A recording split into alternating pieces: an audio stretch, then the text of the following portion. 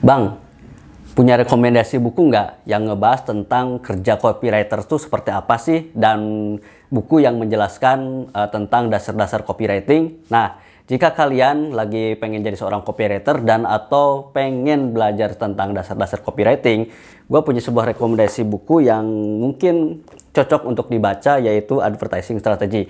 Dan buku ini kekuatannya ataupun kelebihannya adalah sangat cocok buat teman-teman yang mungkin nggak punya latar belakang pendidikan di ilmu broadcasting atau ilmu advertising. Jadi buat teman-teman yang sekolahnya mungkin dari teknik nuklir atau mungkin sarjana pertanian ataupun apalah, bisa menggunakan buku ini atau baca-baca buku gini buat pengen tahu apa sih kerjaan copywriter itu dan bagaimana teknik-teknik dasar dari copywriting. Nah, buat yang penasaran, pengen tahu lebih lanjut, terus aja ya, pantengin video ini sampai terakhir.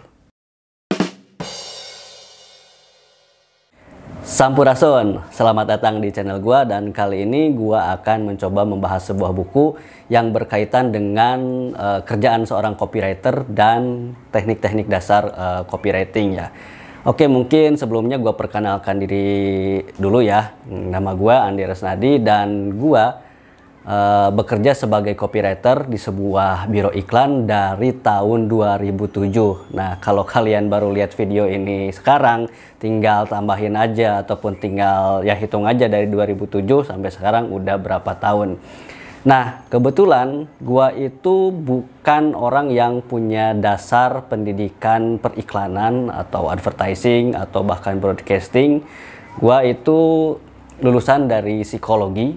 Jadi ketika nyemplung kerja di sebuah biro iklan dan menjadi seorang copywriter, agak bingung tuh awal-awalnya. Kerjaan seorang copywriter itu seperti apa sih di biro iklan? Malah kadang-kadang sering salah tuker ya. Kerjaannya art director gua kerjain gitu. Makanya habis itu gua nyari-nyari buku yang membahas tentang apa sih kerjaan copywriter dan teknik dasar dari copywriting. Nah, lagi nyari-nyari di perpustakaan, gua nemu buku yang berjudul ini nih, Advertising Strategy. Dan menurut gua ini sangat bagus dan boleh dibilang menyelamatkan karir gua sebagai junior copywriter di advertising agency, karena banyak sekali hal-hal yang bisa gua pelajarin dalam buku ini. Mulai dari kerjaan copywriter itu seperti apa, terus pengetahuan dasar tentang biro iklan itu seperti apa, sampai teknik-teknik penulisan dasar tentang copywriting ya. Jadi sangat bagus sekali buat dipelajarin atau baca-baca buat teman-teman yang pengen jadi seorang copywriter atau belajar copywriting tetapi tidak punya basic ataupun tidak punya latar belakang pendidikan dari advertising atau dari periklanan atau mungkin bahkan dari broadcasting. Nah, sebelum kita bahas lebih lanjut, kayaknya mungkin agak panjang nih pembahasan buku kali ini. Sebaiknya kalian menyiapkan minuman ataupun camilan buat nonton video ini biar lebih asik. Nah, buat kalian yang lagi nyari camilan yang unik dan asik, sekarang udah ada ini nih, sebuah camilan atau yang baru, yaitu namanya Godeblag. Ini Godeblag ini adalah keripik yang sangat unik ya. Berbahan dasar singkong tapi berbeda dengan keripik singkong lainnya. Dan ini keripik ini berasal dari Jawa Barat, jadi sangat unik sekali. Mungkin teman-teman di Jakarta belum ada ya keripik ini. Jadi bisa dipantengin aja kalau penasaran. Mungkin bisa pause dulu videonya, langsung lihat-lihat dulu ke Instagramnya Cacakres dan dimana bisa order si keripik Godeblag ini. Oke? Nah, buat teman-teman yang udah nyiapin cemilan sama minuman, yuk kita langsung bahas aja buku Advertising Strategy berikut ini. Di awal buku dibahas sekilas gimana sih hubungannya antara copy dan kreativitas.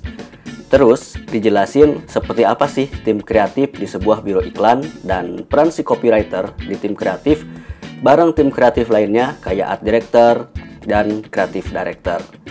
Nah, habis ngejelasin seperti apa sih tim kreatif di biro iklan, buku ini ngejelasin gimana sih prosesnya seorang ataupun sebuah tim kreatif mencari sebuah ide untuk sebuah iklan atau sebuah campaign.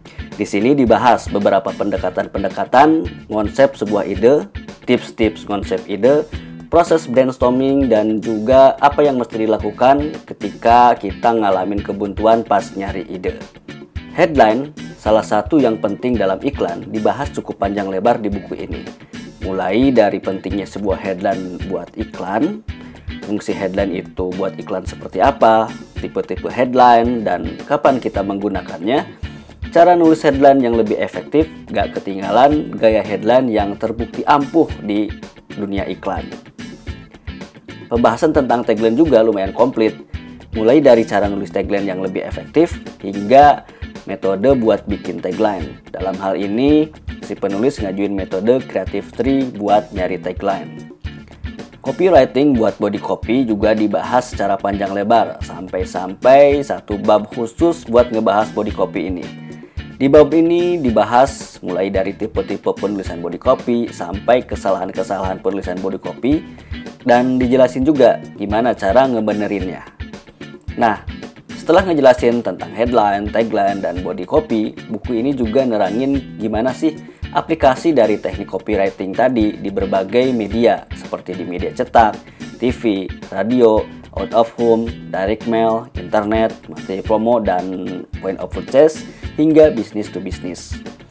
Misalnya, pada bahasan iklan di media cetak, buku ini ngejelasin format-format iklan di majalah dan surat kabar, terus dikasih beberapa contoh iklan cetak yang bagus buat dijadiin referensi.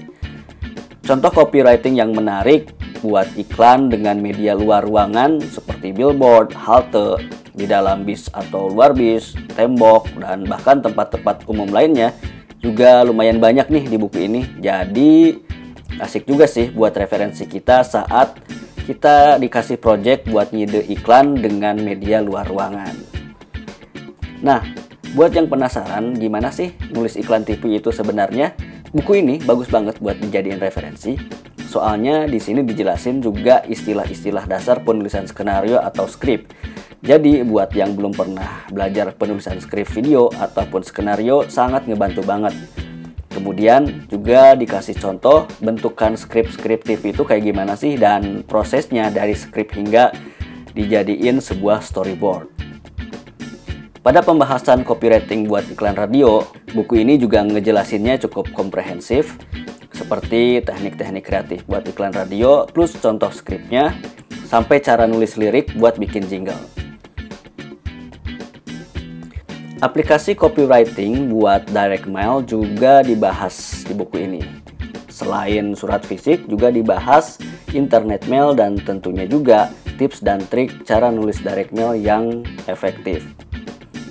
Buku ini juga ngebahas copywriting buat internet, seperti buat konten, internet advertising, hingga search engine marketing. Yang menarik dari buku ini bagi gue adalah buku ini nggak cuma ngebahas tentang nulis copy aja, tapi juga ngebahas pengetahuan dasar desain grafis buat copywriter.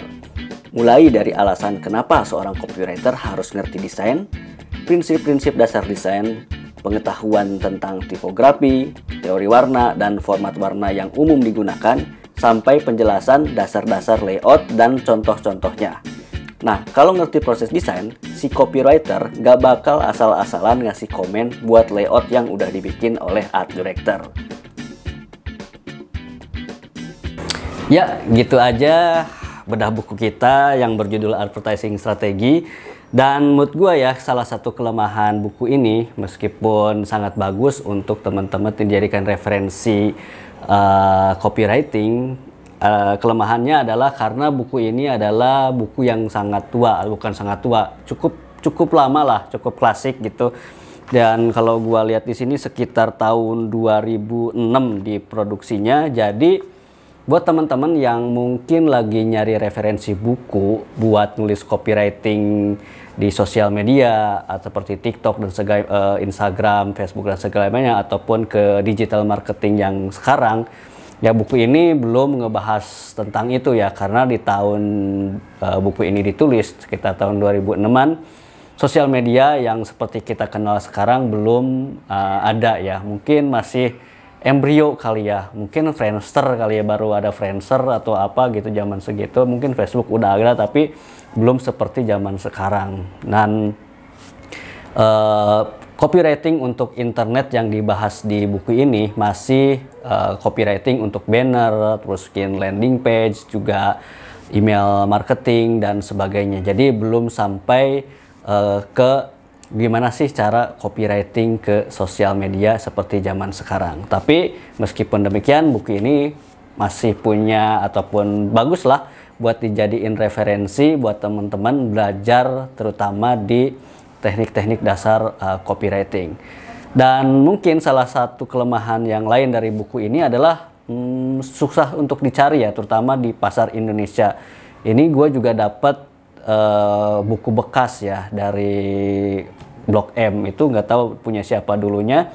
Emang agak susah nih nyari buku ini. Nah, buat teman-teman yang mungkin kesusahan nyari buku ini dan pengen lebih tahu isi mendalam buku ini, mungkin bisa tulis di kolom komentar. Misalkan teman-teman kalian, Bang tolong dong bahas lebih dalam dari buku ini tentang teknik penulisan skrip radio atau teknik penulisan skrip TV, atau mungkin lebih ke dasarnya lagi seperti tadi, gimana sih yang dibahas buku ini tentang cara-cara nulis headline ataupun apa yang nggak boleh dilakukan dalam menulis headline, terus bagaimana menulis body copy yang efektif dan sebagainya. Jadi kalian bisa coba tulis di kolom komentar bab mana yang mungkin pengen digali lebih lanjut dari buku ini.